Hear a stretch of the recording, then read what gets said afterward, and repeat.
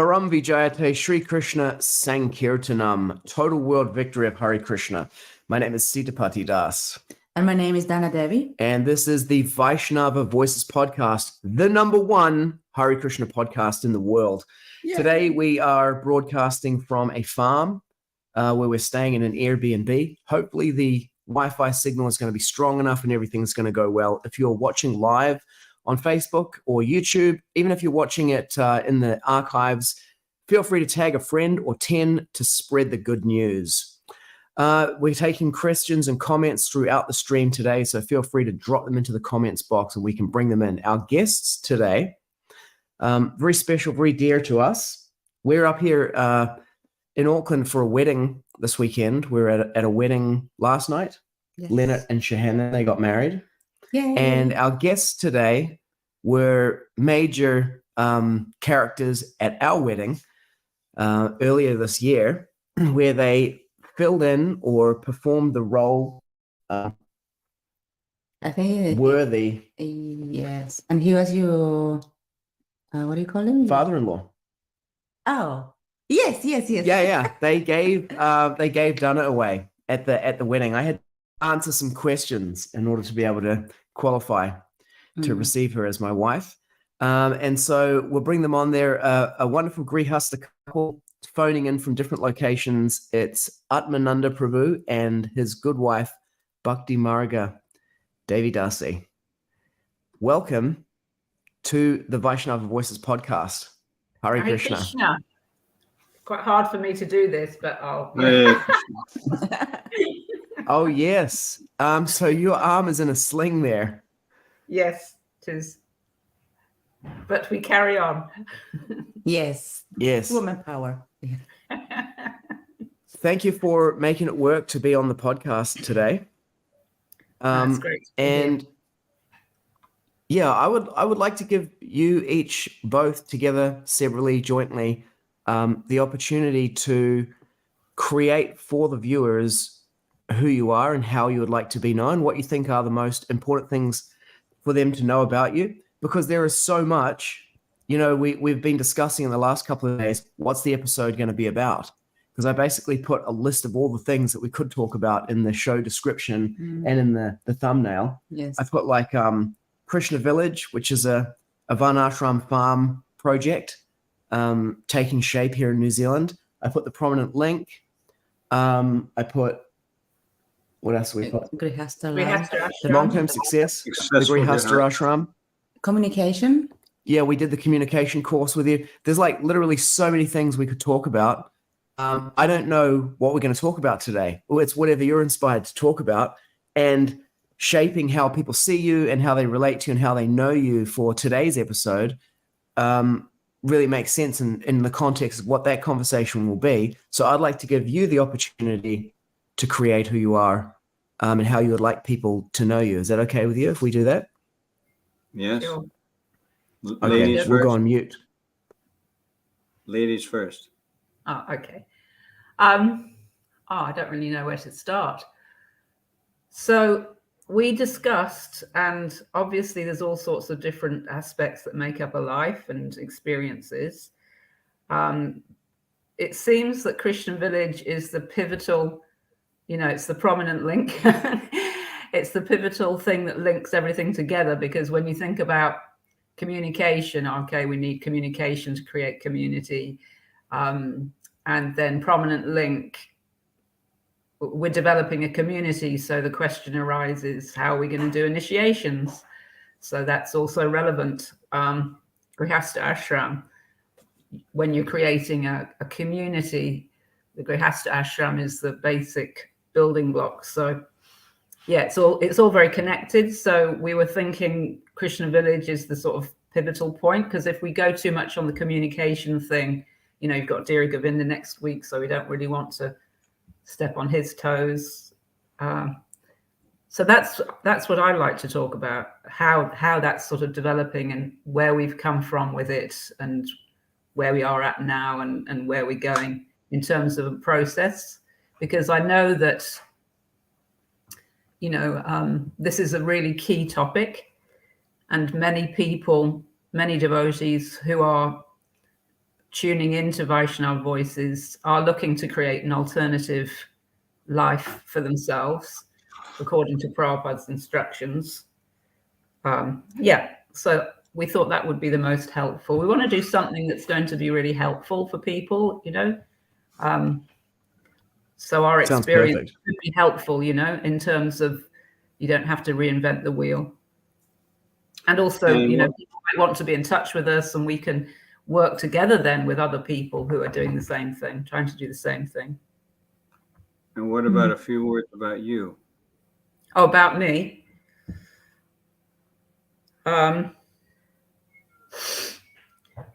Well, I don't know where to start with that one.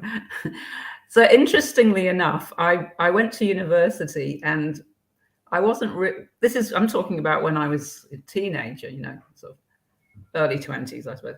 And my goal at that time was to have a farm and be self-sufficient. I wanted a mate and lots of children, lots of animals, and to grow our own food. So we tried it and didn't work very well. Then I discovered Krishna consciousness, and that sort of went on hold for a little while.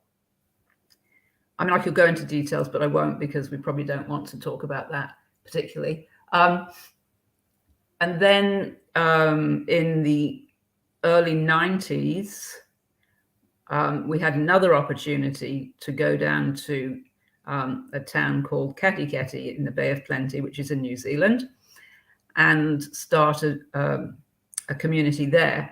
We were very, very fired up. We had our sort of like hand mangle for the washing machine, and we were going to be off grid, build our house and be self-sufficient. We learned a lot from that experience, what to do and largely what not to do. So now it's sort of third time lucky, I suppose. So me, I'm obviously married to Atmananda Prabhu, and we've been married for how many years? We got married in 1988. So 38? 35 years. 35 years, maybe. Yeah. Congratulations. Actually, oh no, it's next week.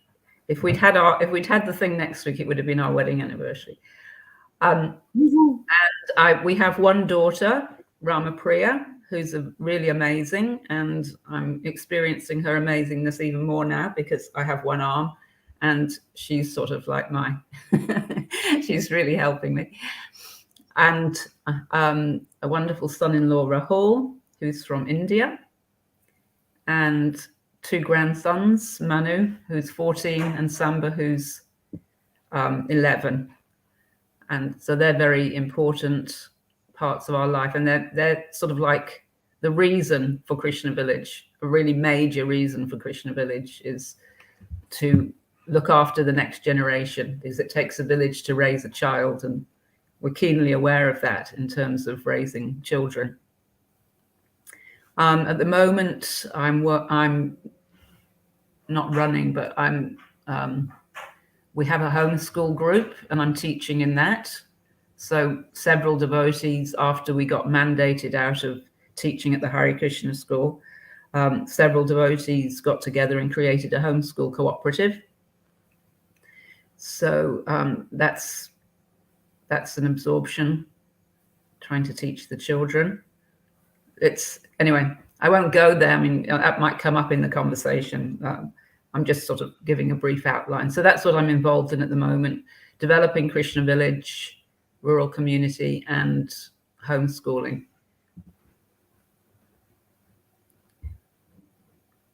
That's probably okay. That's enough for now. Thank you, Devi. I'll say a few words and try to keep a few, because I have a challenge with not going on. I was brought up in the States, Connecticut, East Coast. Ended up in university with no idea what I wanted to do. I was just doing the thing, and my parents were paying all this money for. And so I took after 2 years, I took a leave of absence. went over to England, got on a motorcycle, traveled all over the UK and over to Scandinavia, ended up in Amsterdam trying to outrace my mind. Didn't work. As Prabhupada says in Bengali, wherever you go, your forehead goes with you. Ended up in Amsterdam, joined the Hare Krishnas, end of 1970, initiated by Prabhupada personally, and Bhaktivedanta Swami Prabhupada personally in London, all over Europe, mostly book distribution. Bhaktimarga and I got married, as she said, in 1988 at the Manor. I was a boys' ashram teacher for quite a while, which I thought was the most difficult thing to do. Then they asked me to become the principal of the school, which I thought then was the most difficult thing to do. And now we ended up in New Zealand because there was a nice school here after taking a year sabbatical in South India, in Bangalore, which was awesome, and did a lot of traveling there, and ended up here in New Zealand at New Varshan. Stepped out of there after a long term there, and now our homestead is there in Waitakere, where Bhaktimarga is now, and I've emigrated to Whangarei, because there's so much preaching opportunity up here. Now we've got our Krishna Village project going on, which is awesome. It's hugely challenging, but every week we get a sign that Prabhupada is happy with it. So a lot more to say, but Prabhupada's my center, my life. And since starting, I did landmark education extensively between 1999 and 2004, and then took the step up to the Krishna conscious version with Dear Govinda Prabhu and the Safatov Institute. And that's since 99, I've pretty much gotten clear that relationships and communication is my life. It's me. I got to figure out who I am and why I am for Prabhupada and Krishna. So that's probably plenty, lots more. But thank you so much, Sitapati and Danna, for having us. It's really inspiring and exciting, and the service you're doing is very valuable and important, I think.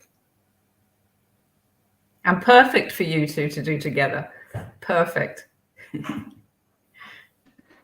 Yeah, thank you. It was Danna Devi's idea to do in Dharma. Our camera's You're dipping not coming in and out. across very clearly, Sitapati. I don't know. Can you hear? We're losing a lot of your words. Yeah. No. Let me see if I turn my camera off, if that's better. It's better. How's that? It's already better. It's so Okay, nice. so yeah. Yeah. This is our situation where we are at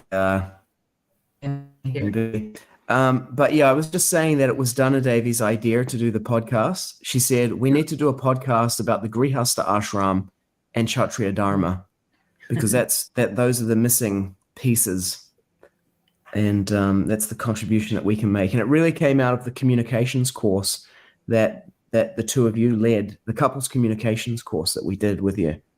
One thing I was just thinking is to tie all of this together, as you've been doing. It's interesting that your episode is sandwiched in between Tripurari Swami and Dira Govinda, because in speaking with you in the last couple of days, I found out that you were both trained either personally or by the direct representative of Tripurari Swami in book distribution, and then also working with Dira Govinda Prabhu on that communication. So this episode is the prominent link between those two episodes. Worked out nicely. Just to drop that in there. And that's Dira Govinda's paper or book, of course, the prominent link. So he's going to mostly talking about communication next week, but as you say, it's all related. Yeah. And today's topic is the Krishna Village, which is another part people on for the Farm or Die series. Tapapunja Prabhu, Tejas Prabhu, speaking about the agricultural kind of aspect of Varnashram and I don't know if you sufficiency, but interdependence and independence from the system. And then there's this whole other aspect of it, which is the community aspect. It seems to be the missing piece. Yesterday we watched a video of, I think his name is Yudhisthira Prabhu. He's at New Vrindavan, and he's been there for the last 50 years doing the same thing nonstop. He and his wife, training oxen, working the land. So there's that part of it, and it's just the two of them. And then if you can find someone like that to build something around, the crucial aspect then becomes, how do you organize a community? And you can't have a community without communication. So I'm very, very keen to hear from you about Krishna Village, the project, what your vision is, what are the kind of challenges that you're facing, and what it is that you're discovering on this, as you say, third time lucky attempt. Failure is the mother of success. Yeah. Who first? You go ahead. Okay. Leave me a few minutes at the end. Okay. So I remember Pancharatna Prabhu from Mayapur saying once that Varnashram is 75% relationship, 25% Varna. So that is the challenge that faces us, and we started out with Krishnananda, who was the principal at the time of the Hare Krishna school, and myself. We were trying to create a vision for the school ongoingly, and after some discussion, we realized we actually can't do that in what we want to do in this situation. Because we only have the children for a few hours a day, the parents aren't necessarily on board. We need to create a village. So that's how it started. Then we both independently had the idea to involve Buddhimanta from Whangarei. He's sort of like the leader of Whangarei Yatra, because he'd been interested in developing a rural community for a long time. And then we got Nitya Priya on board. She's another devotee who's been interested in that field for a long time. So we worked together for some time. We created the vision. I can get the vision. Can I share anything? Can I share a screen? Yes. Yeah, you can. If you click on present down the bottom. Yeah. So we spent a long time, share screen. Okay. So I need to, but then how do I get to, I just exit full screen, obviously. Yeah, share screen, exit full screen. Here we go.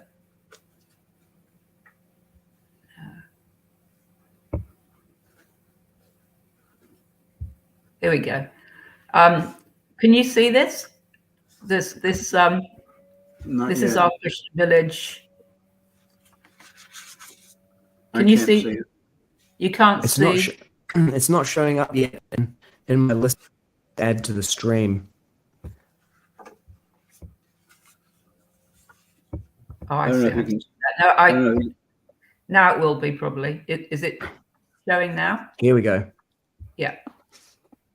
So this is our presentation, and interestingly enough, you see, and it's an incredible thing. I need to get something else to show you as well. Actually, I forgot to get it earlier. But you see how this big hill in the background here, and then up here there's a big hill on the one side of this picture. Well, that's exactly how our land looks, and we didn't realize this when this picture was chosen. That's quite interesting. So our vision statement is Krishna Village is a joyful, caring and flourishing community living in accordance with the teachings of His Divine Grace, A.C. Bhaktivedanta Swami Prabhupada. Depending on the grace of Krishna, living in harmony with each other and nature's gifts, and contributing to the upliftment and well-being of humanity. So that first group created this, and then we have our purposes, to create a rural village community which is loyal to and practices the teachings of His Divine Grace A.C. Bhaktivedanta Swami Srila Prabhupada. 2 is based on love, care, and trust. 3 follows a simple, self-sufficient lifestyle in loving harmony with and dependence on the cows and land. 4 provides shelter, care, education, and appropriate engagement for all its members. 5 shares its example and knowledge to help others beyond the community. So I can stop sharing now. But come back to that. So we created that, and then we also developed membership criteria, and we discussed governance, and decided that we were going to use a sociocracy model because we didn't want a top-down model. And interestingly enough, starting to read that book, Varnashram, what is it? Speaking about Varnashram. Yeah, Hare Krishna it seems that Prabhupada didn't want one leader. So in a conversation he has at New Vrindavan with, I think, Hayagriva and some Kirtanananda. And Kirtanananda, yes. He makes it very clear that in this day and age, monarchy is not really going to work. We're not pure enough for that. So we were, I was very gratified to read that, and it sort of confirmed the direction that we're going in. So then the Nitya Priya left the sort of core team, and we went through the whole mandate thing. Krishnananda dropped out. It was just Buddhi and I for several months probably. And then my husband came on, my daughter came on. So that's sort of the core team that we've been working with for a while. Then we got the land and everything sort of, which was a real catalyst for, we managed to sort of work together to get the land. And that was a real catalyst for what we have now, which more people are involved. And we're really seeing the huge need for training of the people who are involved in order to create the culture that we want. Otherwise, it's going to be ad hoc. We're going to have all these accidental values. So that's sort of, in a very brief nutshell, where we're up to now is we have land. We have a few families who are really committed. And we have some chaos, which is, because we haven't really established the whole training system yet, which is a key aspect of the membership, that everybody has to be willing and eager to take ongoing training in terms of community development. So I'll stop there. Do you want to say something? Oh, a lot to say. Thank you. The way Bhaktimarga expressed that, it sounds like it's pretty easy. Maybe not. Right. But I've been involved a few years now, and from my experience and from this particular application of, or trying to apply Prabhupada's teachings in relationships and community is maybe the most difficult thing. When Prabhupada says cooperate together, for me, after the basic quality sadhana, that's the most important and difficult and challenging thing. Now, there are at least 2 webinars going on, that groups now in the States, and probably a few others that I don't know about, talking about Varnashram. And I go on there, and I feel like there's an elephant in the middle of the room that no one even sees or acknowledges. Maybe they see it. And that's relationships. Because as you were saying, well, you didn't say it directly, Sitapati, but you mentioned about there's no community without communication. Communications between people. And unless that's established, the relationships based based on quality communication, because the Dear Govinda pretty much says the quality of your community or your life depends on the quality of your relationships. And the quality of your relationships depends on the quality of your communication. So for me to be able to communicate in a way that encourages others, inspires others, and I leave aside can at least suspend my arrogance and my the way I feel entitled to tell people that what I know is right. Unless we can do that, then I mean, who of us or in the audience has ever been in a relationship where stuff didn't come up? Familiarity kicks in after the romance, and we start seeing each other a little more deeply. So conflict comes up. So for me, first of all, to start community, I'm seeing more and more now, you have to have a core group of people who are mature enough and honest enough and willing to be trained enough or to learn at least how to communicate, how to deal with conflict and differences in relationship. Then unless we have that, there's no way any community, and as we mentioned about our experience in Caddy, didn't work. It became a disaster. And so some people who are interested in Krishna Village up here, they're feeling some frustration that things are going so slowly. And we're also feeling that. And yet we're seeing that unless the sattva gun, the way of doing things is developing, that the way of doing things in a sattvic way is developing more and more, then and that's not easy. It takes Vishnu, right? It takes to maintain. To start something's easy. To finish something, fall apart, destroy, split, it's easy. Whether it's in a marriage or community or whatever it is, or even with a spiritual authority.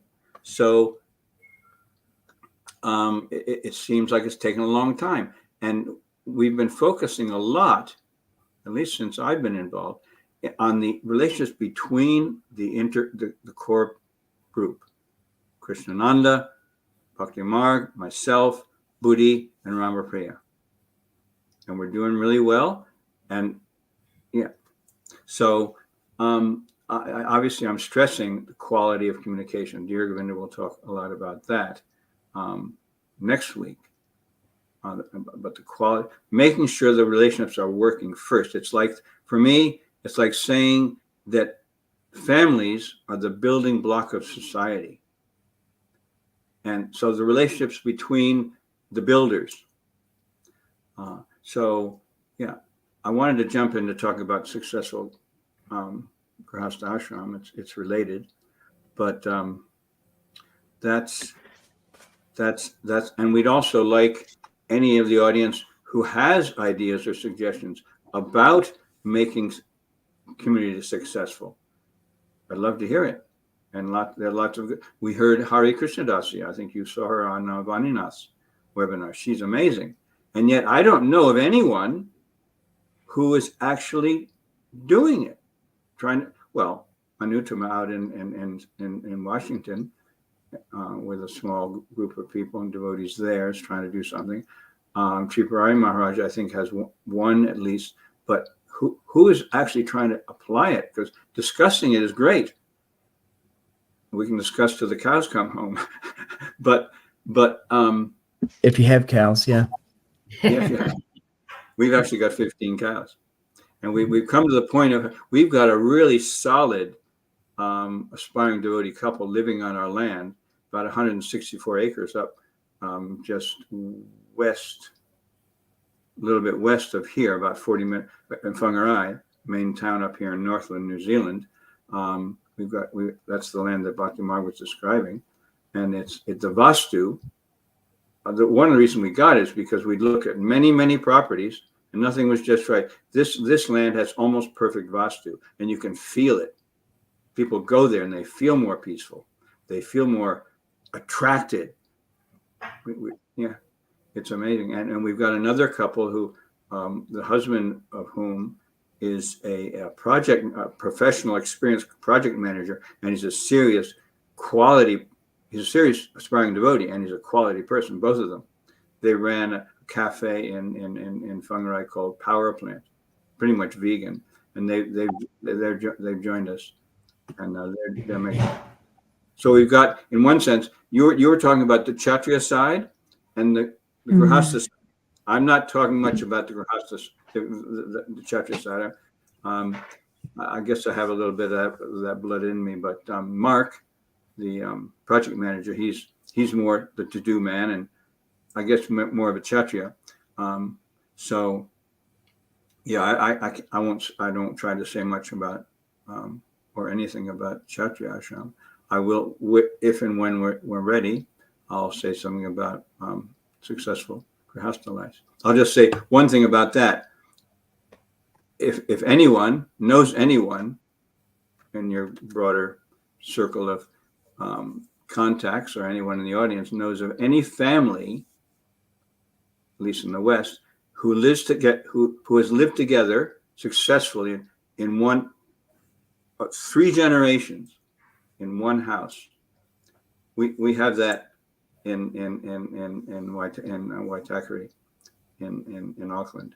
Now we're making adjustments, but that, for me, that's a sign of success. Not just getting by, but actually having progressively better. For me and my son-in-law to live in the same house 5 years ago, 6 years ago. I mean, we probably didn't even talk, didn't even speak to each other. So that's, along with help from Landmark and Sappho, especially, that's I've become a little bit more serious about being a quality person. And as Buddhimanta says, first I want to become a good human being, then I can think about becoming a good Vaishnava. So that's me for now. Okay, great. I'd like to. Sorry, Bhaktimarga. I'll tell you. Well, I was going to say something about the Kshatriya, because it's on my mind at the moment. The whole Kshatriyas are leaders, and Prabhupada says it in chapter 4 of the Bhagavad Gita. I think it's text 1 and 2, the purports there. He says he's explaining why Krishna's teaching Bhagavad Gita to the Kshatriya and not to the Brahmin. You think you teach Bhagavad Gita to the Brahmin. He teaches to the Kshatriya because the Kshatriya's duty is to disseminate and make sure everybody's following. I just, it's been on my mind a lot. I haven't really been thinking of it in terms of Kshatriya, but it really does fit, because we looked at a place in Auckland called Earth Song, which is a co-housing development, in terms of how they communicate, how they make decisions, and so on. And they talk about acts of leadership.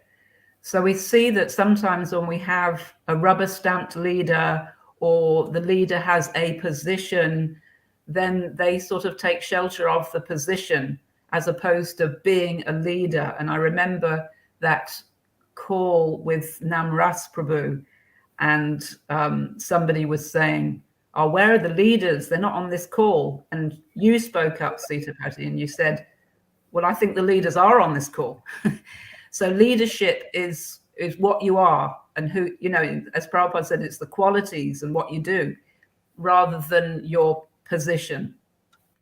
So it's really important when we're working together as a team, that everybody steps up as a leader and takes initiative and takes action as a leader. And what I'm seeing is probably the next thing that we need to work on in this group is to empower people to be leaders, because what I'm seeing is some element of sort of victimhood, like people giving their power away and blaming others.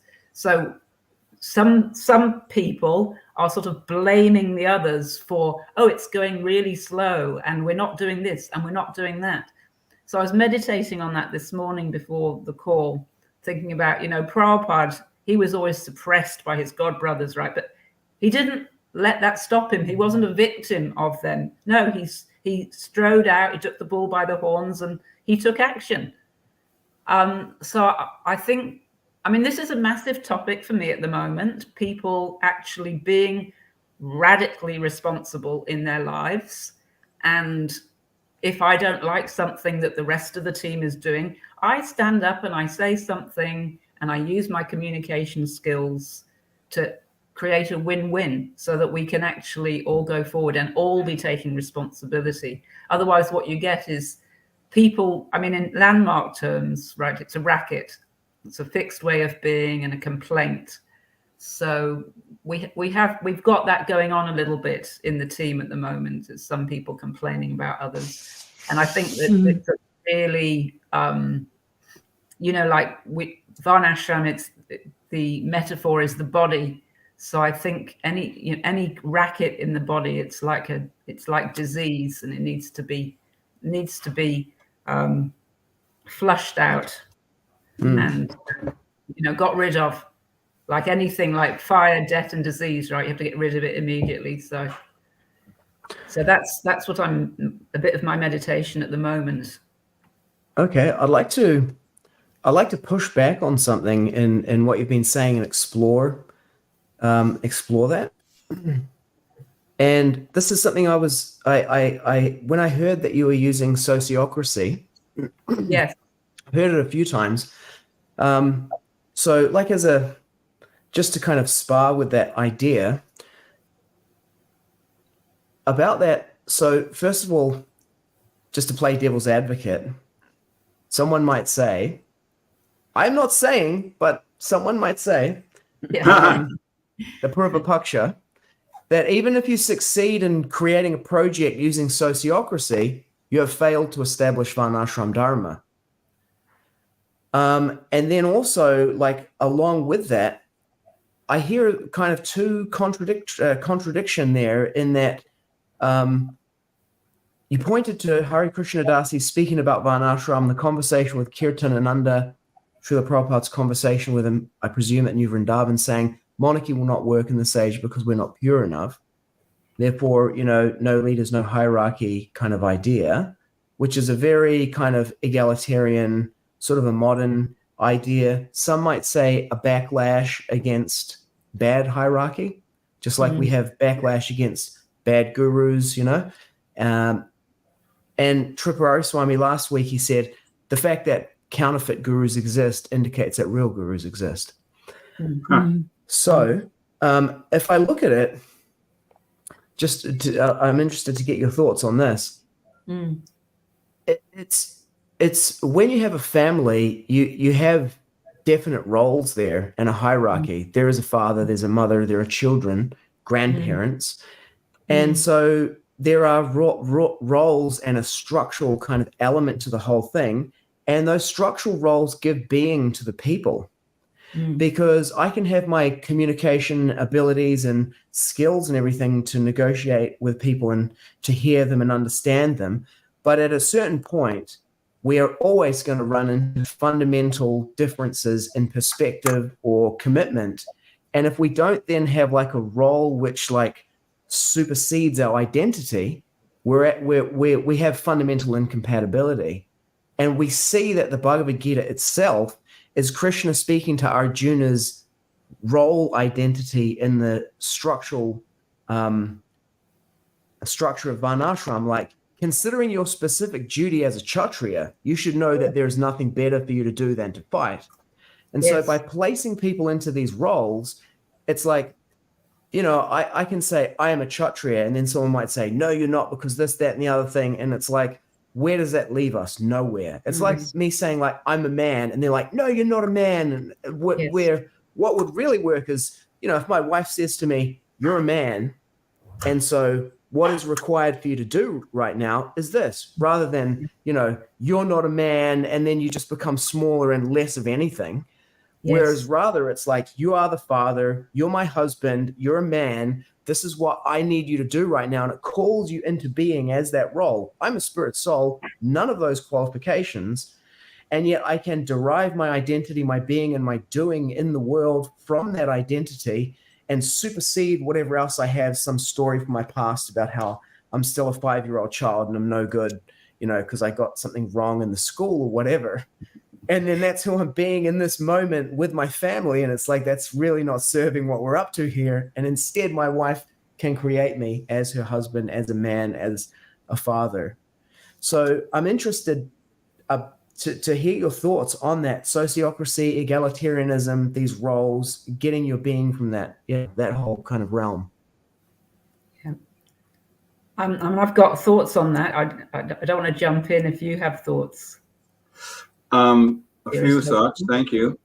My first response is that we're using sociocracy to establish Varnashram. So you said or indicated that if we have sociocracy, we don't have Varnashram. I see it as a tool that works for the time being anyway, as a vehicle to establish. And as you know, I think when I asked the question of Hare Krishna Dasi, what does she think is the most important thing? And she said Varna. Right? Now, the part of the challenge for me in this regard is, how do I know what I am?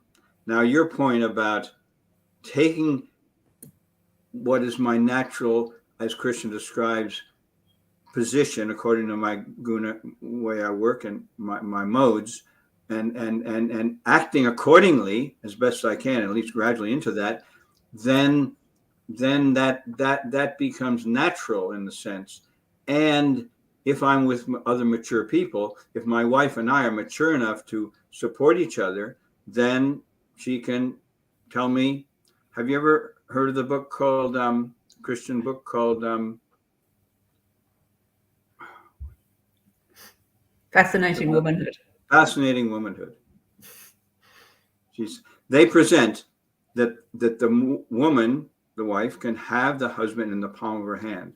And Prabhupada uses the example. He and a fellow colleague were sitting in the train station, I think once, and when they were talking, they realized there was this lady standing in the doorway. She was a sweeper woman. She's just standing there waiting, and they realized they were waiting. She was waiting for them to move so she could clean, and she didn't say anything, but she was shy. That shyness, that's power. Fascinating woman. But yeah. So obviously we have men are from Mars as well. So if to establish a grounding of relationships that work, and that's Dear Govinda's main book that you've got, Sudapati and Danna, relationships that work. Thank you for that. The wedding gift. Yeah. For me, it's like my second or third Bible. It's like, wow. And this is, I think, this is my second one, just to put in a plug, right? Can you see? You can't see that right. That's the prominent link. What's the first one? Bhagavad Gita, Prabhupada's books. 72 Macmillan edition. Oh, absolutely. I don't have it within reach, but to establish a foundation of relatedness, as we say in Landmark, relationships that work, then we can develop these things. If we don't have quality communication and a willingness to at least learn how to be humble, how to be honest, how to be upfront, and deal with my anarthas. It's anartha nivriti, really. Unless, and I could talk a lot about how I see the application of anartha nivriti in the institution, ISKCON, as lacking or almost not there, training in that regard. Then unless that's there's no way that we're going to get anywhere further, even to steadiness in Krishna consciousness. So steadiness in relationships means We can use sociocracy. We can use communication skills. We can to develop, to get closer and understand who we are in Varnashram, and then Could we lots of to say about that. sociocracy? Because I'm sure people watching this, let me turn my camera off. Could we get a definition of sociocracy? Because I'm sure people who are watching this are like, what is this thing that they're talking about? They've probably heard of Varnashram, sociocracy. Yes. Yeah. Shall I say Yes, something? Dave, please, you go ahead. Okay. I've got a lot to say too. So I'll give a brief definition of sociocracy, and then I'll also respond to this point as I see it. Sociocracy is a system whereby in a community you have sort of subgroups. So you might have a subgroup who are responsible for the cows. You might have a subgroup who is responsible for education. You might have a subgroup that is responsible for temple worship, a subgroup who is responsible for the kitchen, like that. And each subgroup has one person, nominates one person to be on a central group. It sort of developed out of the idea of developing consensus in teams, but when you've got quite large teams, that becomes very cumbersome for everyone to make decisions. So each subgroup or circle, they call it, has a representative who sits on a central circle. And that's like, I suppose you could sort of say that that's like the rabbinical council, the decision-making circle, because then they've got input from all areas and they can make good decisions which take into account all the different areas. But they're making decisions which are sort of more overall, because like the subgroup who are looking after the cows, they're not going to need everyone to make every decision about the cows. They're going to make lots of decisions themselves, but some decisions, because the community is interlinked and interdependent, some decisions will need to be made in relation to other things that are going on as well. So that's really what sociocracy, how sociocracy. Could I just make a comment on that? Yeah. Yeah, I can see that. As you were describing it, you said those taking care of the cows. I'm like, Vaishyas, Yes. those taking care of the education, Brahmanas, those doing the temple worship, Brahmanas. Yes. And then out of those groups, you have the leaders. So you have like Nanda Maharaj, who's like the Kshatriya amongst the Vaishyas, he's a Vaishya king. Exactly. And then if you have the central circle where you have all those people involved in that, those are your natural leaders. They're the ones who step up and they provide leadership to the others. They've got initiative, they cast vision. And then it's the Danna Veda, giving a post to the dissidents, because if you don't involve those natural leaders in the next level of leadership, they will have the tendency to provide independent leadership. They're like, hey man, and that's like, for myself personally, what ISKCON New Zealand is dealing with me in this country is the fact that they never engaged me as a leader in their organization. Yes. So I'm a lead. You've got a problem now because you have an insurgency in your country now. Because you're a Just to leader, so declare you that. have to lead, right? Of course. If you Either don't make me a told you- sub king, I'll build my own kingdom and I'll be taking your territory off you. Yeah. Great. Yeah. Yes. Yes. So in one sense, you sort of, because in that book, again, speaking about Varnashram, Prabhupada talks about the Brahmins being teachers, but they also need to be specialists. So you get like Dronacharya, he's a Brahmin, but he's also expert in Kshatriya Dharma. So he's teaching the Kshatriya Dharma. So I guess what you might get is because, Varnashram means that we all operate according to our qualities. We can't help doing that, right? That's our natures, and it will come to the surface. We can't. What can repression accomplish? So, I suppose sociocracy is rather a natural method, rather than somebody saying, right, you're this, you're that, it's sort of a a self-selecting method of those sort of Kshatriya, Brahminical natured people meet, you know, the one they will represent the areas. Does that make sense? Yeah.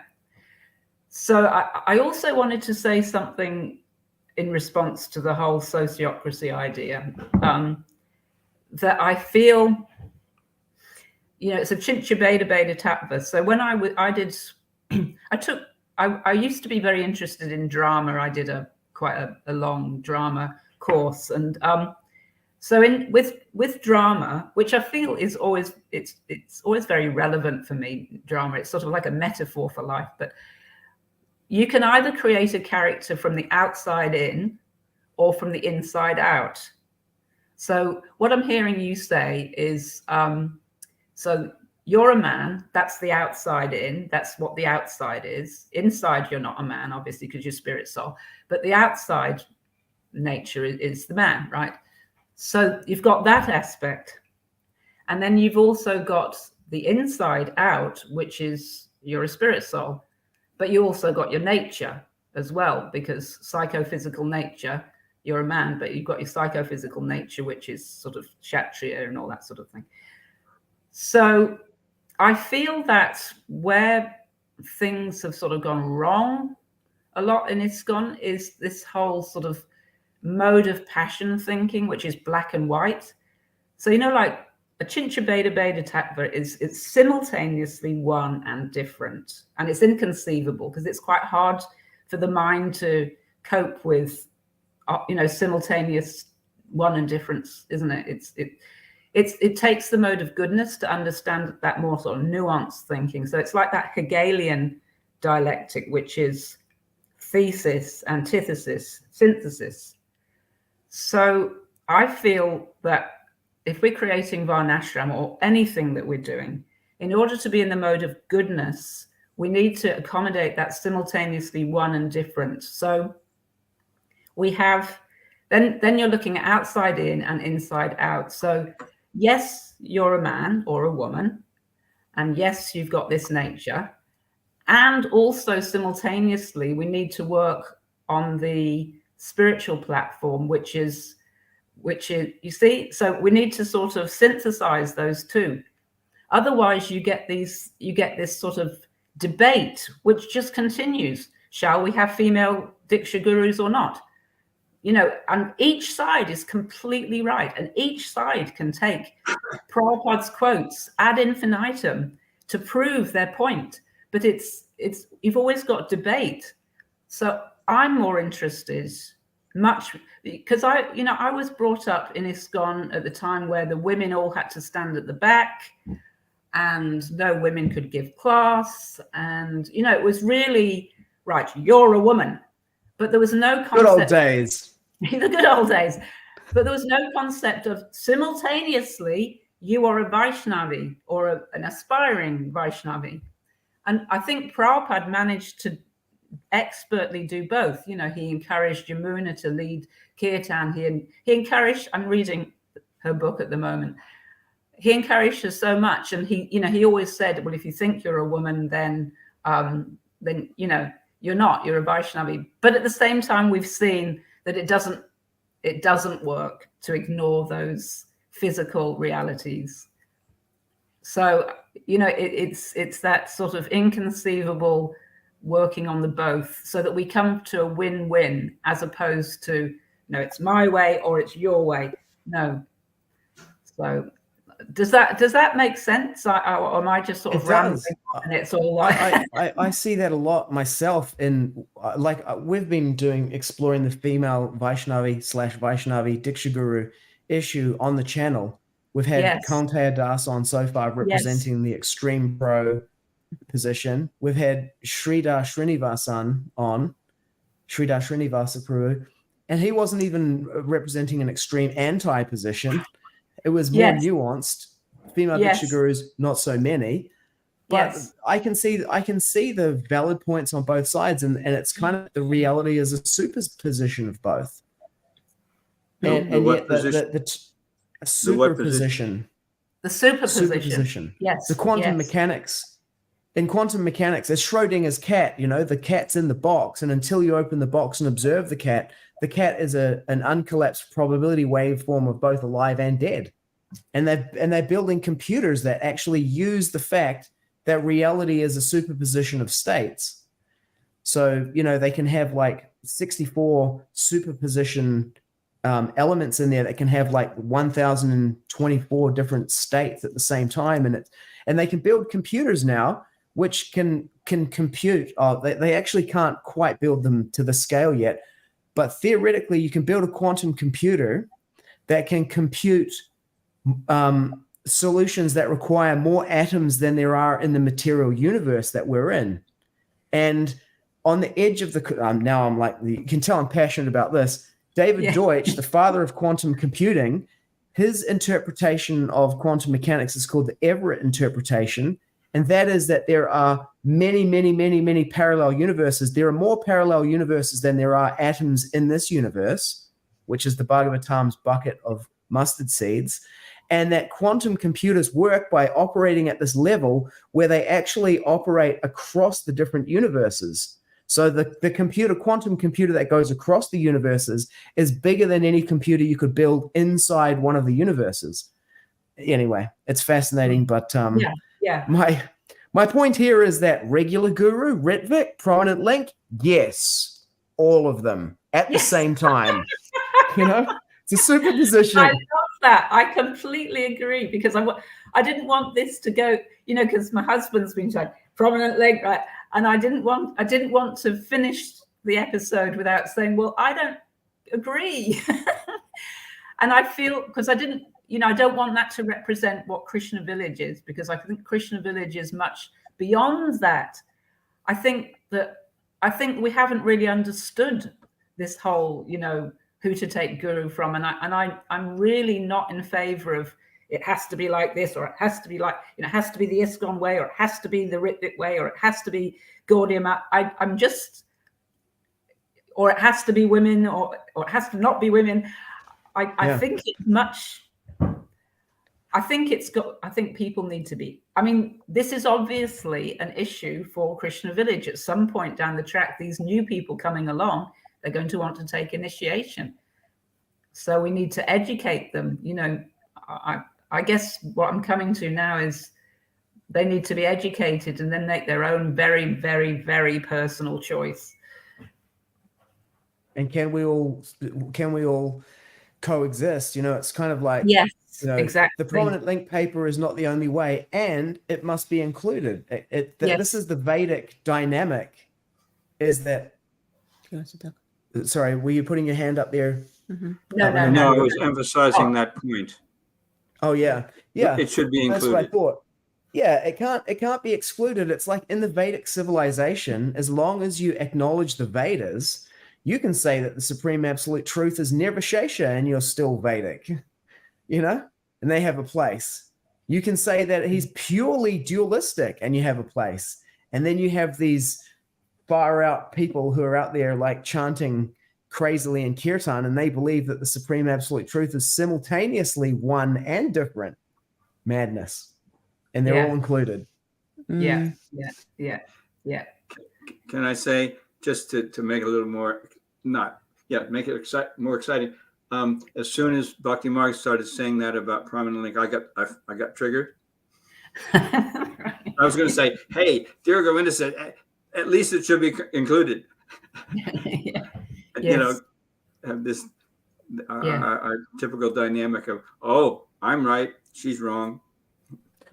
Yeah, he's wrong, I have a difference of a difference at the moment that I'm exploring with my Diksha Guru, and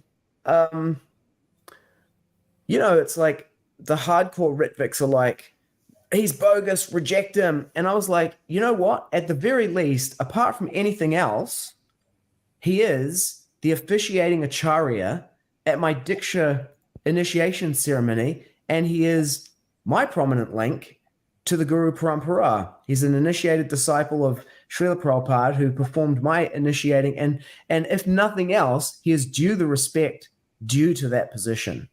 It's kind of like the Ashvatthama, even if I'm not saying that, But I'm just pointing to this dynamic, which is Ashvatthama himself, even though having performed something so heinous as having beheaded the 5 sleeping sons of Draupadi, was accorded the respect of the son of Dronacharya. He is Dvija Bandhu at the very least, if nothing less than that. So it's kind of like, I'm like, if nothing else, he is a Ritvik Acharya. He's the Ritvik who performed if you were a hard Ritvik, it's like he's that, and he's due the respect due to that. So I don't have to disagree with this Ritvik person. I can say, I accept your position, and according to that position, he is the Ritvik. And they're like, well, he wouldn't say that. And I'm like, I don't care. It doesn't matter what he says, or, who gets to define reality? Ultimately, you do. And if you can define reality in a way where you're secure in your position, and you can allow other people to have their thing, and you can have a container that you can work within, which in the terms of the Vedas is like, we all acknowledge the Vedas as the authority for the Vedic civilization. And I don't know what it is, the container for Krishna Village, like where does that lie? Is it like we all accept Prabhupada as or like where do you draw the boundary or the line there?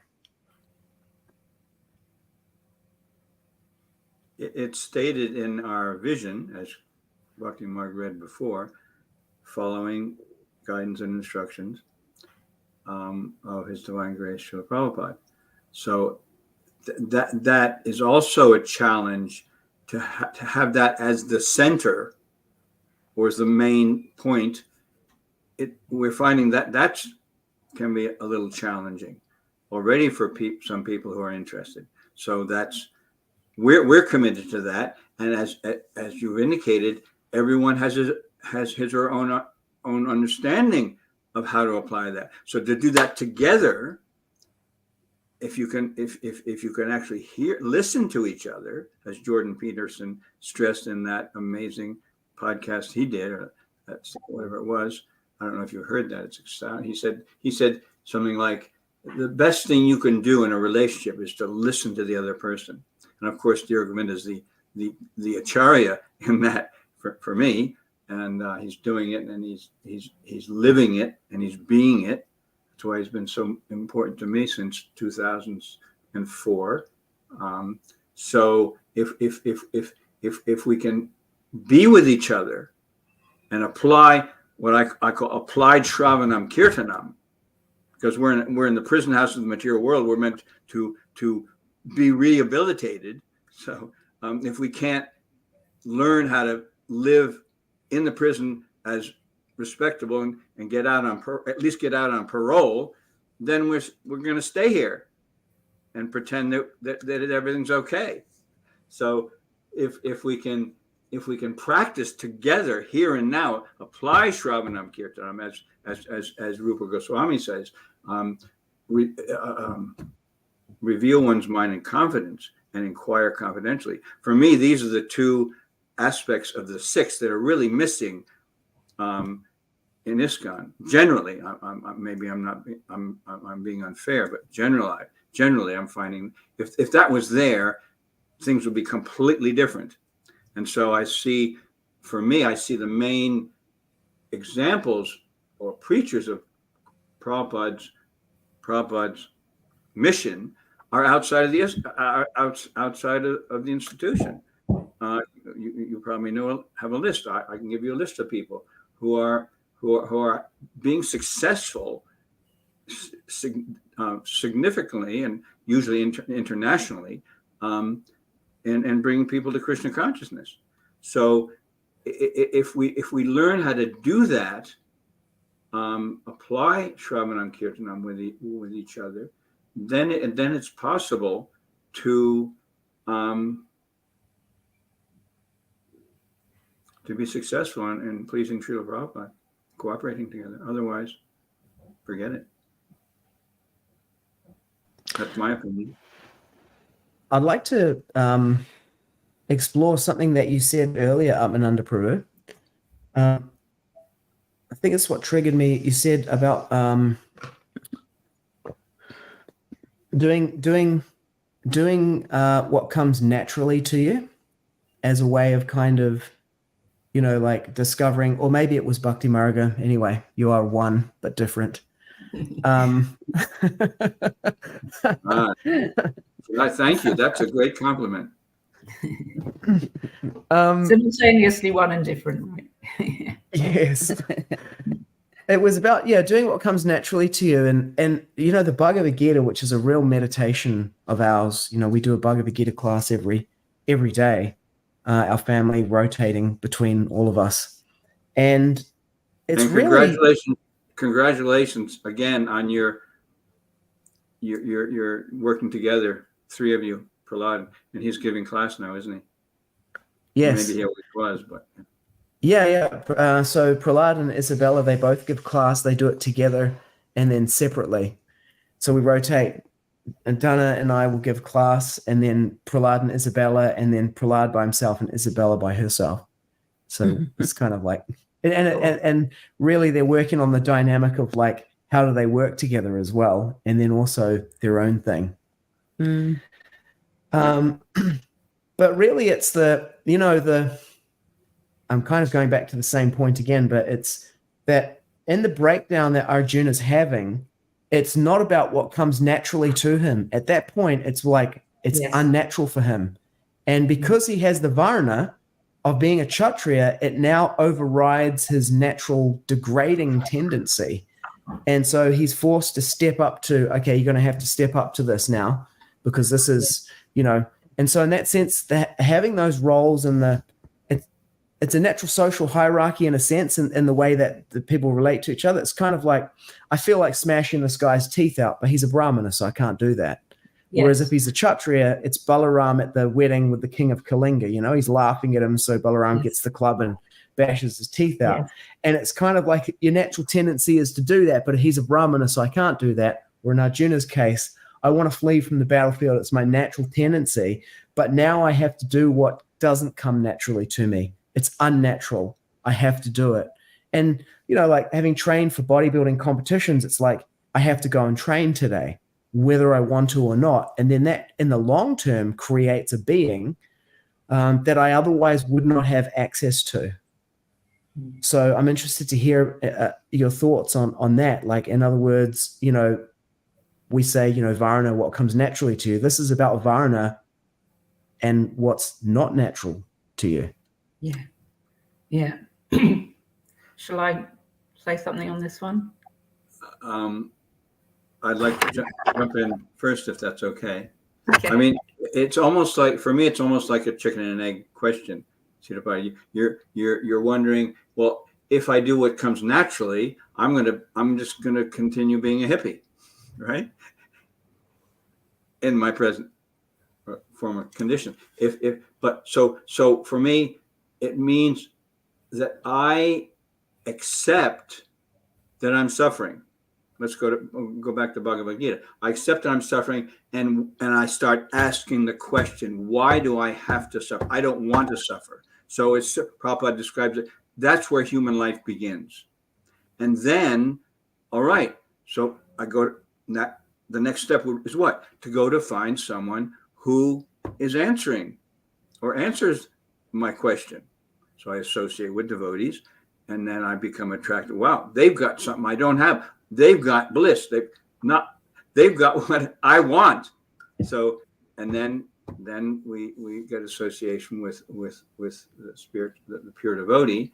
And when I, as Prabhupada describes in Bhagavad Gita, that the spiritual master's duty is to understand the psychophysical nature of the student, as Bhaktimarga has mentioned, psychophysical nature, and to train him or her accordingly. Then part of the process is to accept austerity, as you're describing, to go to the gym whether I like to or not. Human life is meant for austerity, and we really get that, at least in the beginning in Vaidhi Bhakti. We accept that whether we like it or not, because we have some faith, because we're getting some results, and we follow the regular principles better and better under the guidance of the spiritual master. So for me, that I don't know if this is really answering your question. For me, that's the transition that I'm seeing. It's the process of bhakti yoga, really. Can I say something about a little bit too? Please. Yeah. I think saying what comes naturally, I mean, you can define that in many ways, can't you? You can define that what comes naturally are my immediate emotional reaction to something, or what comes naturally to the way my thought processes go, or what comes naturally to my intelligence. So we're not just a bundle of emotional reaction, are we? We've got many levels. So I suppose when I say what comes naturally, I don't mean like the in the moment sort of uncontrolled senses type thing. I mean my tendency. So when I look at what I do during the day, I'm not naturally inclined to go out into the garden, even though I actually mentally I would love to go out in the garden, but I don't seem to find myself there. I find myself reading and studying and, you know, and communicating, and that's what I just sort of find myself doing. So that's one level of what comes naturally, my natural sort of tendency, I suppose. So I obviously don't mean, you know, like my lower nature, what comes naturally to my lower nature, which is, you know, I'm just going to eat heaps and watch Netflix or whatever. I don't know. I understand. Yeah. So it's kind of like, if you look at your life over the long term, it's like when I look back and evaluate how do I produce results in life reliably? Like what's my go-to game where I like crush it? Like if you put me in a team, like who am I the go-to guy for? You know, am I like the guy who smokes the cigar and says, I love it when a plan comes together? Or am I the guy who like flies the helicopters and drives the cars? Or am I the guy who goes in and does the business deals? Or am I the real strong, you know, black guy who like says, I pity the fool? You know, that's a reference to the A-Team, by the way. Yeah. If you know that American series. No, you don't know that? No. The A-Team? After my time. It was an 80s show, you know. It was a group of Vietnam vets who got imprisoned for crime that they didn't commit. I don't have any sort of popular culture from 1980 to onwards. Because that's when I joined. So I didn't, you know. Television, Maya. Yeah, okay. Let me not take you there. But yeah, you get what I'm saying. I could say something about that, but anyway, go on. Yeah. Okay. Yeah. So I just wanted to I understand that point, and it's kind of like what I'm kind of pointing to there is so you know I produce results as a, you know, a brahmana, let's say, by illuminating my tendency is to like read, study Shastra and to repeat what's in the Shastra, worship the deity, teach others to worship the deity, like that. So I can see that this is all hypothetical. I can see I have the natural tendencies and qualities to execute that varna as like the most appropriate one for me, where I can, that's my power zone. That's what I do naturally. So, you know, if I declare myself as a brahmana, then what I've declared is that in those circumstances where I do not feel like acting like a brahmana, the parts that are unnatural for me, those parts now become a breakdown against my varna. And so Arjuna's breakdown on the battlefield is really a breakdown against his varna. Just like you have a breakdown against a possibility. It wouldn't be a breakdown. It would just be like, hey, you know, these things come naturally. These other things also come naturally. But it's the parts that come naturally that are not the varna that then become the point where you have to go to work. The other part is just like what I do naturally anyway. So yeah, I'm a brahmana or a kshatriya, and it's like the unnatural part. And we have to work on ourselves. Yeah. Yeah, and so I guess what I'm saying there is if you don't have that structure in place, and if you don't declare those varnas, if you haven't self-declared it and people relate to you as that, there's the two parts, the one from the very beginning, which is you have the hierarchy and the family roles, like a father, a husband, the children. So when the children, we want to do this, at the end of the day, it's like at the end, you can say, we're your parents, and so we say how it goes. Yeah. And then at the same time, it's kind of like you have to hold yourself to that. Like, I can't do whatever I want because I'm the father, and so I have to do this. Yes. So there's kind of those two opportunities with the Varnas and the declaration of the Varnas. And so I think I'm going to title this episode "Using Sociocracy to Establish Varnashram?" ? So Well, I'm interested in a that. work It's like, progress.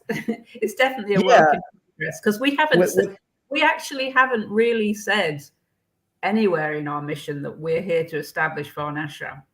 That really isn't. I mean, I'm not saying it's not part of our mission, because it's super important, but how we do it is quite a nuanced thing. It's not necessarily, because we had Daneshvara.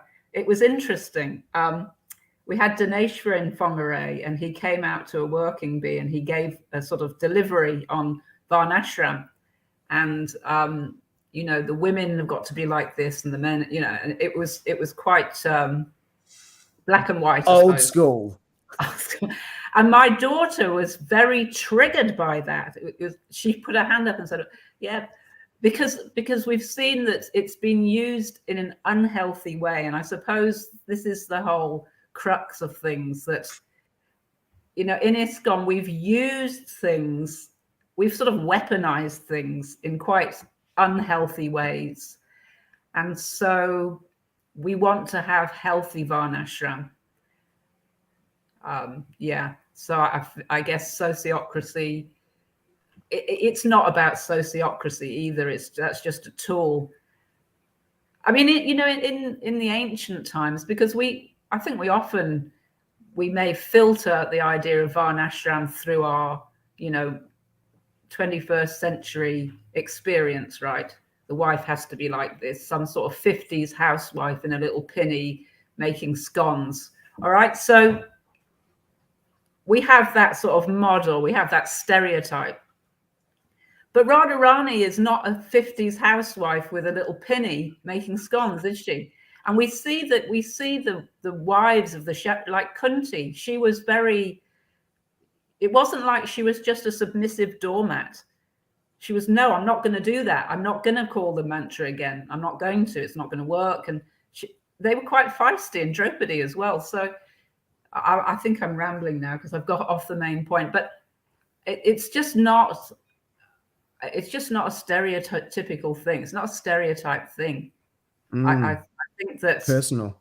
We maybe need to come to Varnashram sort of obliquely, tangentially, and we'll end up with Varnashram. Because, what I was going to say was, in the Vedic times, people would go and complain to the king. The king would Ramchandra got rid of his wife based on what some washerman said, right? I don't know if he was a washerman, but he was just some random citizen. I think he was a washerman, yeah. He overheard him talking to his wife. The washermen always seem to be the demons, don't they? Throughout. So I don't think it's sort of black and white, really, that you've got these Kshatriyas who tell everyone what to do and that's it. I think it's they listen to the people and hear their grievances, and then they listen to the Brahmins and they work together. And we have the GBC, right? That's supposed to be a representative from each area. We have sociocracy in ISKCON, sort of. We have Danna, Yeah, but it's heard just anything from fixing the microphone. I like to hear people most of than talking, because while people are talking and studying them, where they're coming from, how the mind is working, and then At the end. and what? And one of those sort of people, I always thought I should have trained as a, what do you call this one? Sniper. A sniper. Sniper. Okay, I wasn't expecting that. She's definitely a Kshatriya. Yes. If my father existed and was responsible as a man, I could have been that person that trained in the military system or anything, but a sniper is, that's how I see myself. I'm reading, I'm studying patiently, and then the moment comes, bam, I don't waste time, straight to the point. You sound like Tulsi Gabbard. Maybe. She's a sniper. Oh yes, totally. And yeah. she's a devotee, of course. Yeah. You can put it here. Well, I need to. Sorry, this microphone is just. We're going to go on mute. We'll go on mute for a second, and I'm going to reorganize the mic. We'll be right back. Okay, give me a couple of seconds, and the microphone will be rearranged. Okay, so we'll just talk amongst ourselves. Well, Donna, I interrupted you, so excuse me. Yeah. So, what else, Devi? Well, we haven't really talked about Grhasta ashram. We've sort of been a bit all over the place, really, haven't we? I suppose we've talked a bit about Prominent Link. We've talked about Krishna Village. Right. Well, before we could do just in case, well. I'm interested to find out from Danna and Sita Padya if there are any questions from the audience so far. I'm really interested in interacting. Yeah. But you go ahead. You were going to say something. Danna was going to say. I interrupted Danna, so maybe she should go first. Yeah. We got the mic working again. Can you hear us? Yeah. Can you hear us? Okay. Awesome. So there is a few things that while you were talking, I was thinking, and that is I will start with Bhaktimarga. When you were talking about acting in certain way according to your nature and so. I look at into what you were talking. I was looking into two sections here. One is your mind and how your mind works. And obviously the mind is carrying from past lives and this lifetime, whatever is happening. And then the nature or your way of thinking, the way you express it, or the way you react to things, it is in this compartment. And then what your soul really is, what is your qualities of your soul, who you really are in this lifetime is another thing. So what I see between about, female Diksha gurus or the role of a woman or the role of a man, it's in two compositions. And that is like we need to understand ourselves, who we really are as a person, how our mind works, and what are our propensities, what trigger us, and that is, are we actually thinking from the point of what I'm carrying from past life to this lifetime and what happened in this present lifetime, and this is triggering me or it's shaping how I think and how I say things. And then also, what is my really myself, my soul? What is the desire of my soul? Because nature, obviously, we carry for lifetimes, right? And we just come into this lifetime to play a role. And what we really want in this lifetime, in this present body, it's a study of ourselves, like self-reflection, self-awareness, to understand, okay, what I want to do. Because what's happening, the problematic thing these days, and you guys were experiencing about, there is communication. We need to work with communication to get these people working, and everyone has their own ideas, their own desires. They fragmented, they come back, but I want to do this, but I want to do that. I don't want to hear you. There's a lot of problems created with that. They don't know what they want in life. They don't even know themselves. And because of that, they create a lot of issues. If they understand, if they know what they want and say, okay, I want to be part of this group. This is my dream. And if this is happening the way it's happening with these souls that are facilitating, I want to play my part. Then they come forward and says, hey, I want to do this. This is my nature, and I will thrive in this environment, and this is the way they communicate. That's what you were talking, people being from honest, open. Then it is easy for us to say, I got you. I know how to engage you. I know there is a part that you can play, because it becomes like a nanny job or psychologist's job.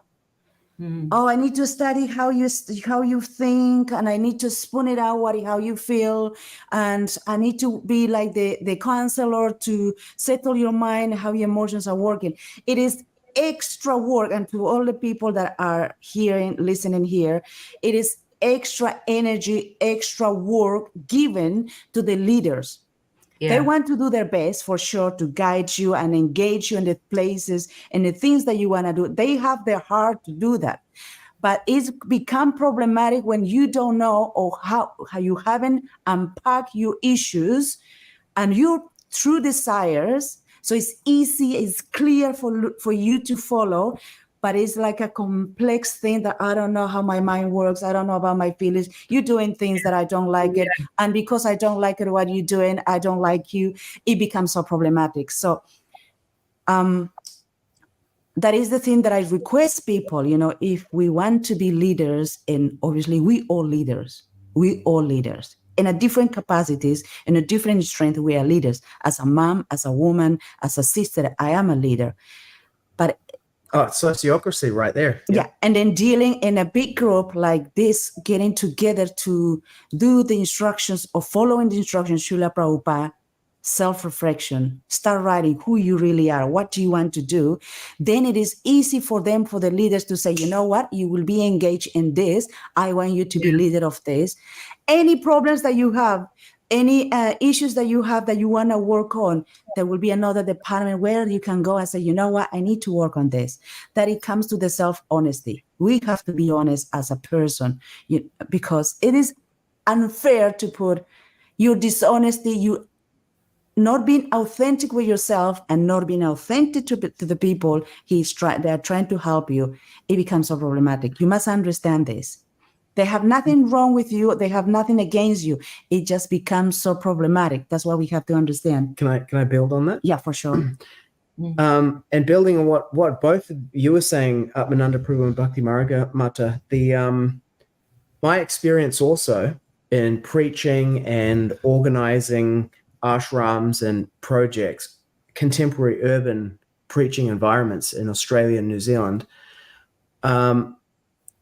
was that one of the problems that we face there is bringing people into the system, indoctrinating them into the cult, using the cult dynamic and everything. It ultimately produces people who have like a low agency. All authority and responsibility is located outside themselves. And they just simply I'm being trained to be an automaton, I just do what the authorities tell me. When I discovered Landmark and did the Landmark Forum, I was like, oh, this is so good, because otherwise, a lot of it is counseling people, helping them to understand who they are, because society is so blown to pieces. It really is Kalo Shudra Sambhavaha, where they create, and that's what this, just to, I don't want to sound like a conspiracy theorist or anything, but put the tinfoil hat on.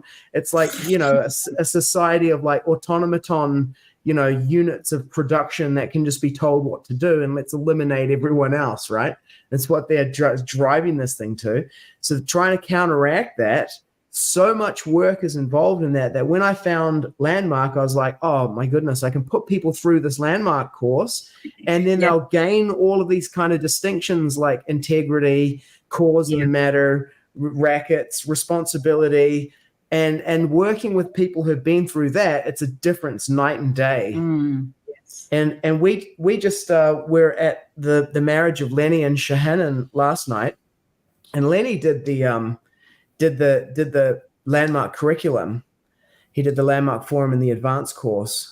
I'm not sure if he did self-expression leadership program or not, but when people were talking at the end in the speeches, one of the things was, he has an incredible relationship to his word and integrity, and he does what he says he's going to do. And the level of performance of this devotee, he met this girl and then they were engaged to be married within 11 days. Yeah.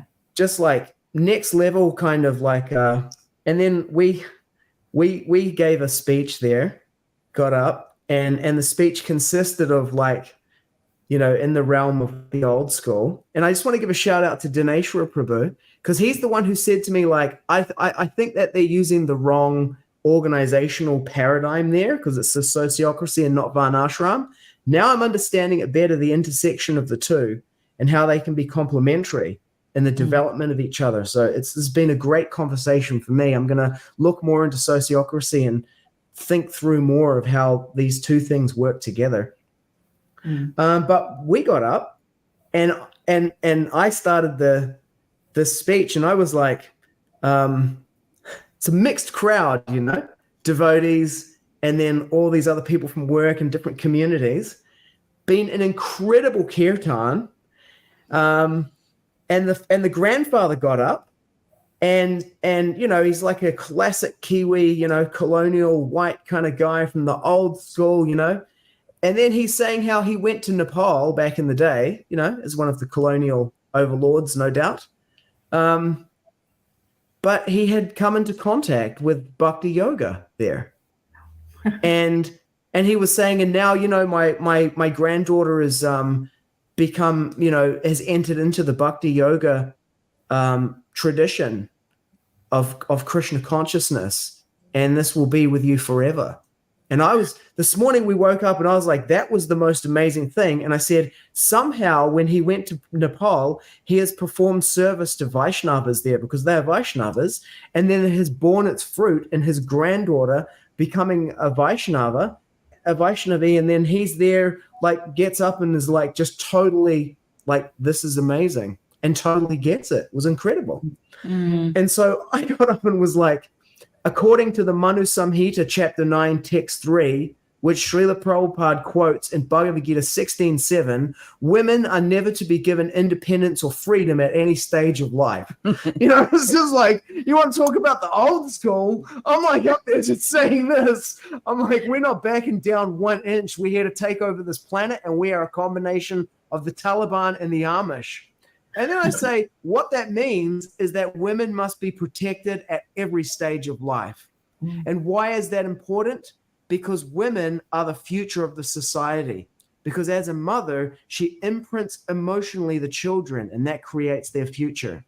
And if women are left unprotected and traumatized, that impacts the future of the society. So she is to be under the protection of her father, and then under the protection of her husband, and then under the protection of her elder sons. And you, Leonard, are the embodiment of that verse, because you have approached your now wife's father and taken her from his protection into your protection. And that is what it is to be a man. And it was like super powerful, and no one, you know, and the other thing I said was, this is Jordan Peterson, to your pointing to him, Atmananda Prabhu. I said, women are not cars that you just try them out and then discard them. And then updated version. Yeah, exactly. Yeah, exactly. New model. Yes. And then Davey spoke. Do you want to create what you said? Yeah. I think people were more like, what? When Siddhapati said women should be protected and not given the freedom, not freedom or independence. Independence. People were like, wide-eyed open. Triggered. And then he brought it up, about the value of woman, the value of the society, because of woman, society comes and they have to be protected. And then I said to Lenny, because as a man, he was flipping between two worlds. Doubt entered into his system. It was like a terrible bacterial infection in his mind, this and that, but this doubt comes, but I don't know if, in the mind, swimming in the mind. Lenny was experiencing doubt. He was experiencing doubt before, along the way. Along the way. About getting married or not. Was it? Yes. About himself. Is he the right person? Is she the right person? All of that. Doubts. It's a horrible disease. And my husband obviously said, you go, eat as the father, as a man does, you have more power. So it's a lot of coaching that went there. And also in between the discussion with my husband and what's happening, and I was talking also to Lenny, it's like, not back down. He cannot take a woman just like a joke or some sort of like entertainment. Cannot. Because of the blessing of the woman. I know I'm a female, I'm a woman. It doesn't mean I'm putting flowers on myself or anything. the bliss. We're not hearing you.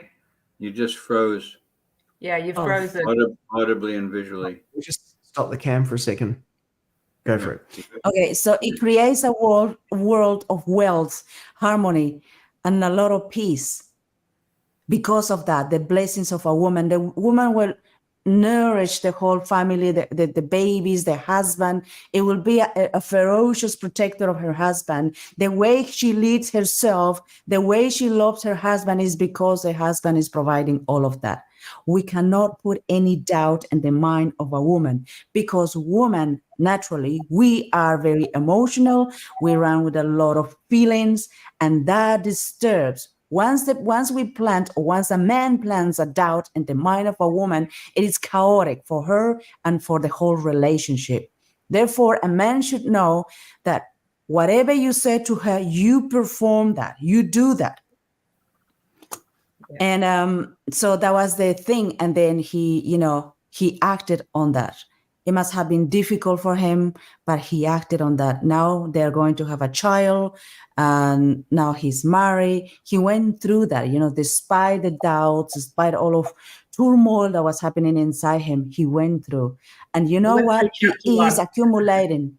He's accumulating a lot of wealth for himself. He went through what? Chapter 1. Yes. Yeah, exactly. Why I say that he's accumulating a lot of good karma for himself, because he, as a man himself, he has honored the father, his own father, the father of his wife now, and the grandfathers and the great-grandfathers, the whole dynasty in the past. He had honored them, and he has honored himself and his future by doing that. And it's the same for the female. It's not something people in this world, right now, people don't think that way. By doing what we're doing right now, we're honoring our ancestors and our future generation. So there has to be some seriousness. And when we do something, when we say something, we have to follow through.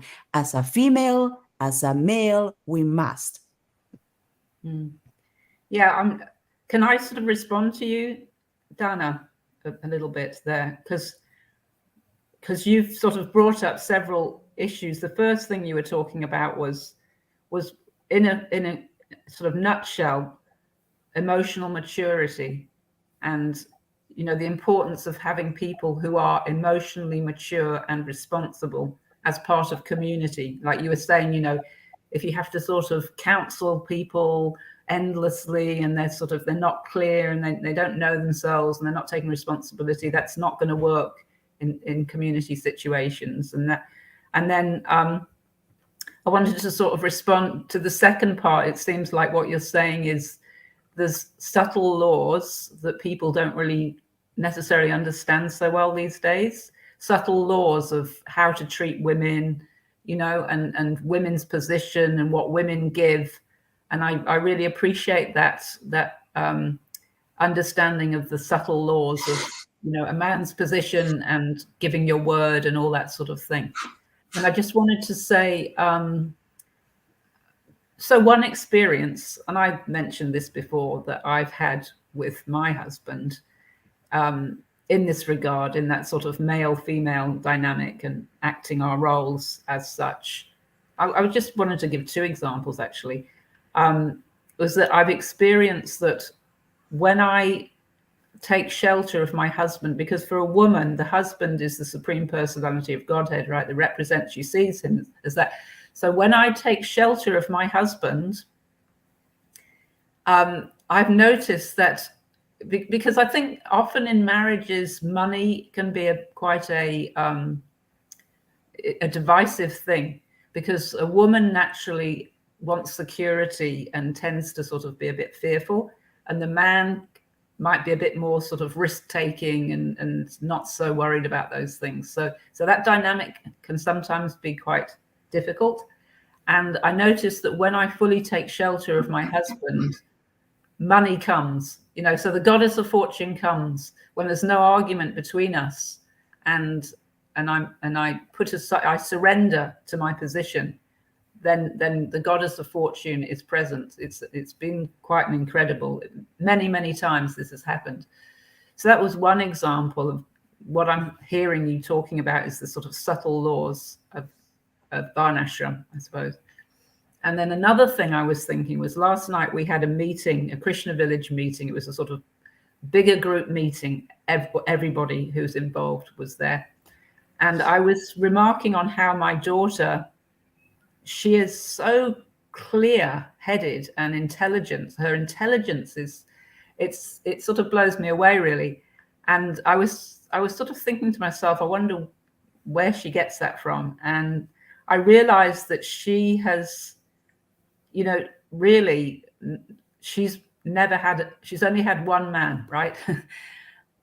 She's never had a boyfriend. She got together with Rahul, then they got married, and she's been with him ever since. So she's been chaste. I don't know if that's the reason, but I was thinking that was possibly the reason, because she has been, she's pure like that. So she seems to have access to some. And then the last thing I wanted to say was, I know you had, was it the Vaishnav Voices podcast where it was, do women have a Varna? Was that a Vaishnav Voices one? Yeah. Yes, that was that was one of the early ones. So, I said this to you the other night, Sita Patti. Varnashram is like the metaphor of the body. So we've got the Brahmins are the head, and the Kshatriyas the arms, and Vaishyas are the stomach, and Sudras are the legs. So I reckon women are the heart.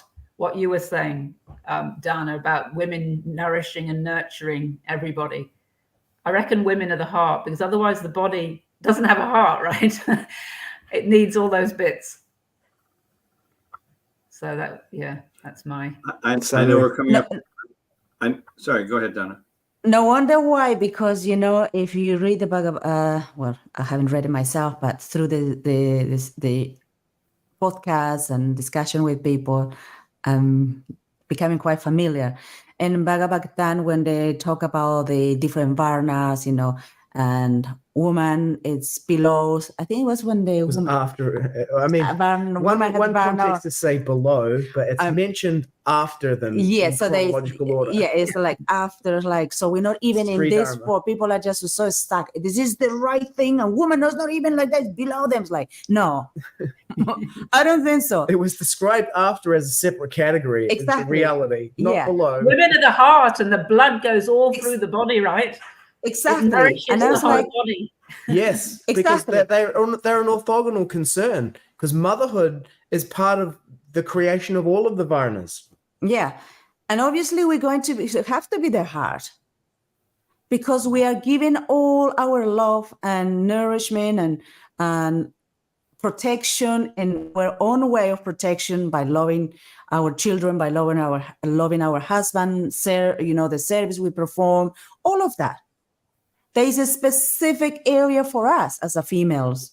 It's not like I'm diminishing males. I'm not doing that. It is just as much as males are so powerful as a males, because of the masculine energy, they have their own power. Why should I compete with that? We're meant to be working together, They protect us, we nourish them, we protect them, because females are so powerful, because through our love, man melts. Because our nourishment, men just like they feel so loved and protected. There is a different type of protection. They're protected in the way of like physical protection and the intelligent protection, and females through our love, we're protecting our man. And last night I was telling the wife now, protect your man. Your duty is to protect your man. Not sure if they understand what actually means protecting your husband. And then when she was having me a hug, it's like, yes, he is my man. It's a yes.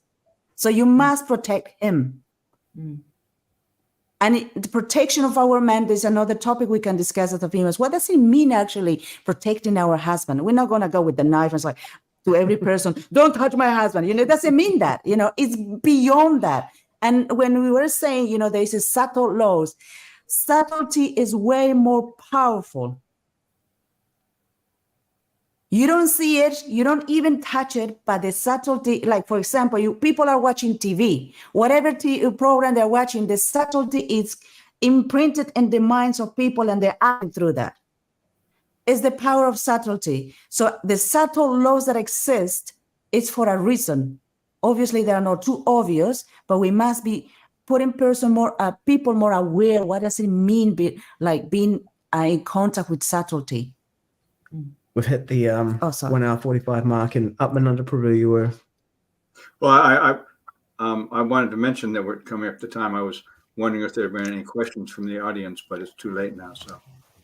Yeah, no, there hasn't been anything so far. But if people watch this and want to comment, we can do two things with that. We can either respond to the comments, or we can draw them in for the next episode with Atmananda Prabhu and Bhaktimarga, Devi Dasi. One thing I want to acknowledge is that, as far as I can tell, I believe this is the first episode that we've had where we've had a Grhasta couple come together.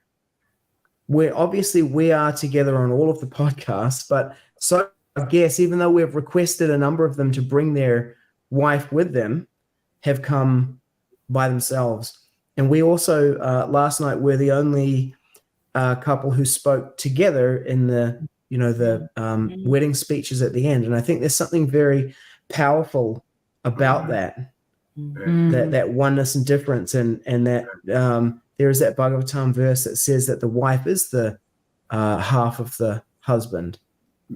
Well, the English expression is the better half, right? Prabhupada says the better half, yeah. I'd like to find out the origin.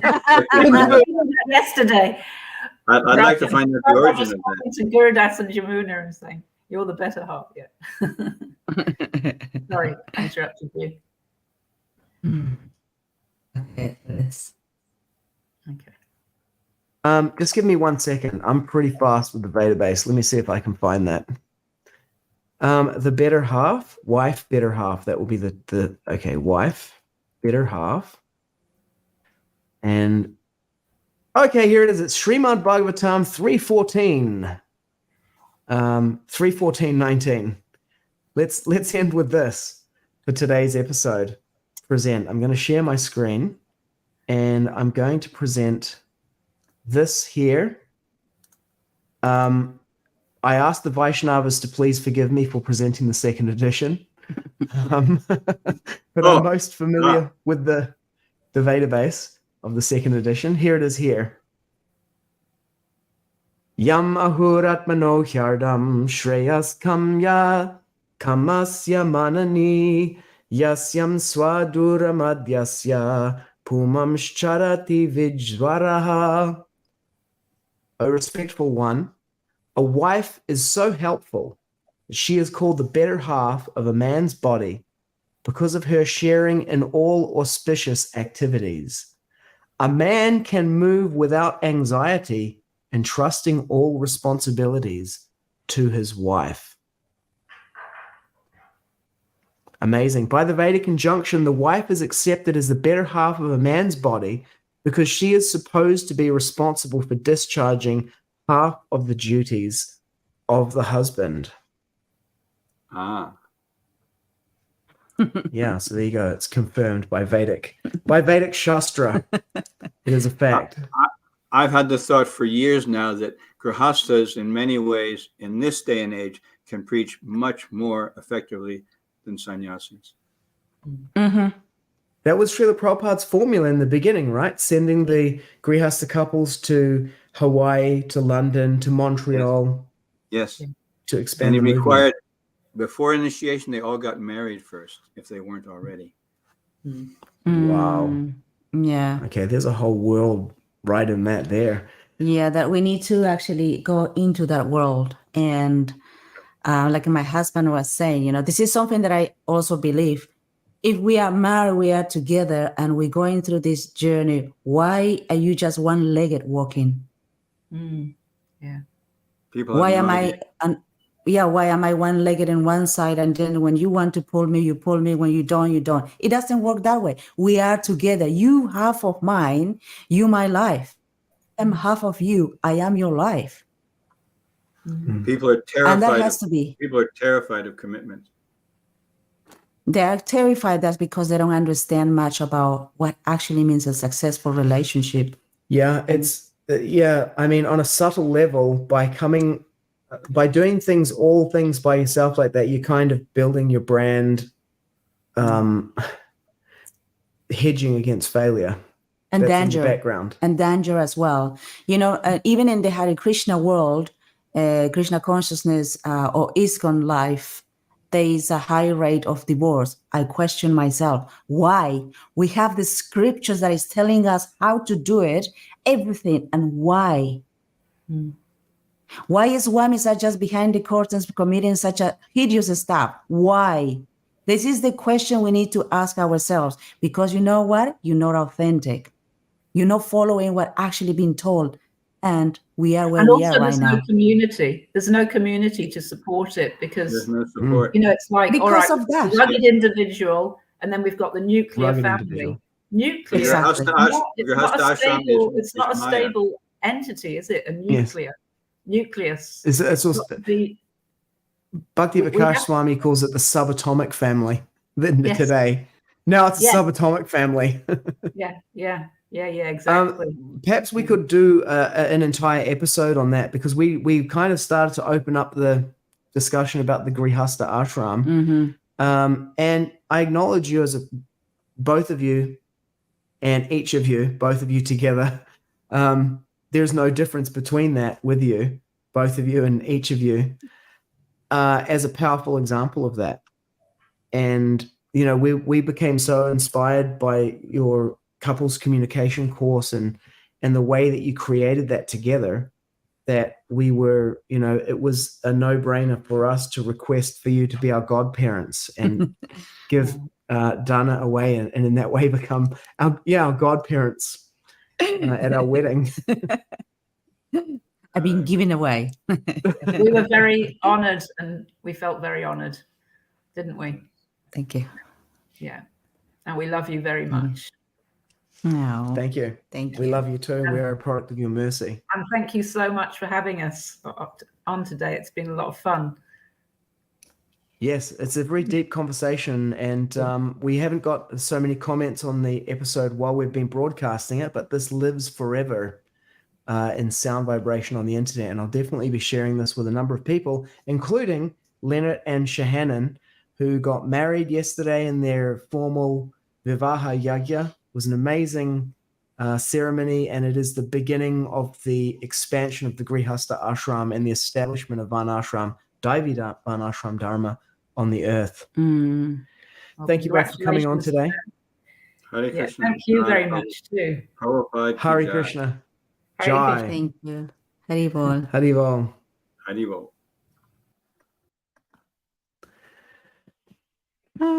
Amazing, huh? To have them on. Yeah. And my hair was all messy. And we're still live. Oh. No. This is the after show. No. For a couple of minutes. We're about to go live with Divyanga Prabhu. Are we still alive? Yeah. Oh my. Prabhupada disciple. He's phoning it in from Alachua, Florida. We've got 5 minutes until he comes on. Toilet time. We're going to take a toilet break. So we'll be back on another stream on the same channel, and we're going to make it about 10 minutes. I'll get on to say hi to him and just let him know we'll start 5 minutes after. So we're going to start that one at 5 minutes after 12 our local time, 5 after 8 if you're Eastern Daylight Time. Glorious to Srila Prabhupada. Oh, wow. Oh, okay. There we go. Shout out to Ami Atma Prabhu. Dandavats Prabhu. Thank you for tuning in, and thank you for the encouragement and support. It means a lot. Param Vijayate Sri Krishna Sankirtanam, total world victory of Hare Krishna. Yes.